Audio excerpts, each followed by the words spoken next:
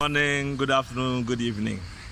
Once again, this is Daniel Agere, standing for Mediterranean Foundation for African Survival of African Migrants worldwide.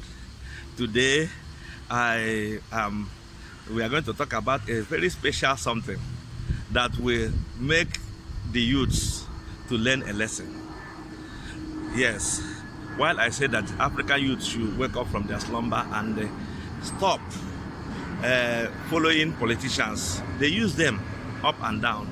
A lot of them die in the struggle of protecting one of their presidential candidates or the person they like to be in power or something like that.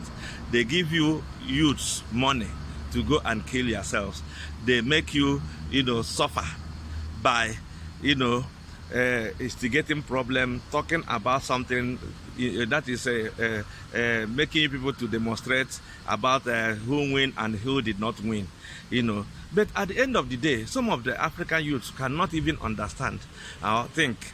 All those presidential candidates, all those politicians who use them as a thug, or who pay them to rig election for them, or who pay them to go and destroy somebody's properties because of political this is a very big warning for you guys, because you will not be killing yourselves at the end of the day. Even though those people, you are supporting this political party, you are supporting this politician, this or that, and at the end of the day, they will go to their houses, relax, watching their television, taking the best food, taking the best everything of their life. But when they come out, they say we will not agree. They instigate you people. They make you to hate each other. They make you to fight. They make you to demonstrate. At the end of the day, you clash, and one or two people will die. And those people that died in that particular protest are gone. Nobody will account for them. Hey, yeah, it's a pity. We will not like this because this person, they will come out and make an announcement. But I want you to see this picture. And for the youths to start learning, every day in African continent what is coming up. This is the two presidents of Ivory Coast. They fought. Thousands of people died. Many people lost their lives. Who are supporting this and who are supporting that? But for instance, now you can see two of them laughing, holding hands together. Hey! When will African youths wake up from their slumber? When will they understand that these politicians are using them for their own selfish interests, for their own self-purpose, them and their family and their third generation? But you, who call yourself a political thug, how many times have you seen all these people, two men now, their children have come and they start demonstrating in the street? Or have you seen their children, instigating a problem? They will protect their children. They will send them to abroad. They will give them the best education. They will give them the best everything life somebody can get for them to live, and for them to live long. But you, who is a very stupid youth, African youth, will go and fight for them, demonstrate, do so many other things that can even destroy you. How many of the president's children, how many of the governors, how many of the senators do you even see with your eyes, coming on the street, start making noise? What they do is that when their father or their distant, they will pack that money and keep it for their own, the first and second generation. While you, a stupid youth who cannot even start looking for how you are going to make your life better, how you are going to study, how you are going to learn skill, how you are going to be on your feet. They give you a peanut. When they give you that peanut, at the end of the day, they give you millions and this and that without you being a professional. Even though they give you $1 billion, you will spend it one day, and at the end of the day, you end up in the street. The African youth, it's high time we wake up from our slumber and say enough is enough. When they are instigating us, when they are telling us what to do, when they are trying to make us to protest, to kill ourselves, to cause trouble in the street, because of their political ambitions or something like that, we say tell them no to that. This is why we, the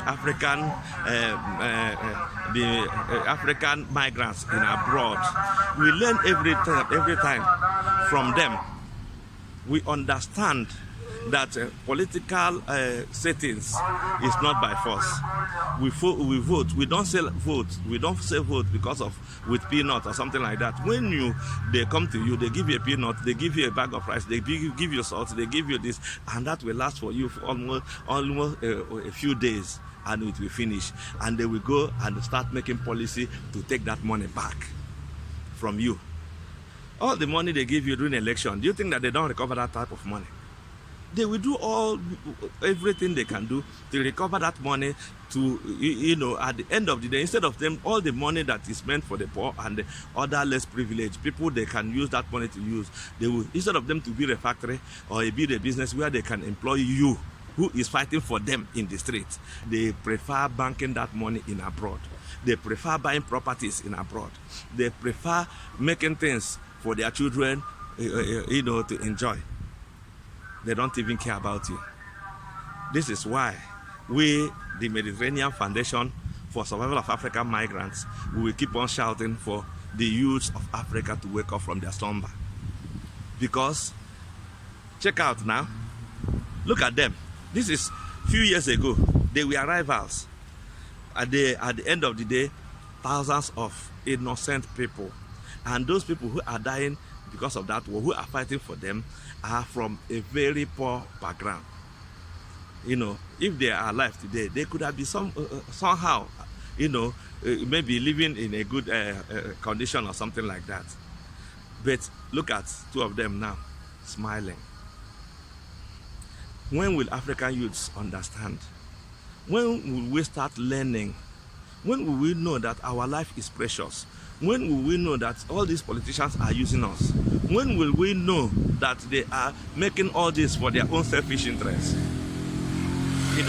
I will not go far, but every day the African youths, this is now, we have to start understanding ourselves, knowing that life is not easy.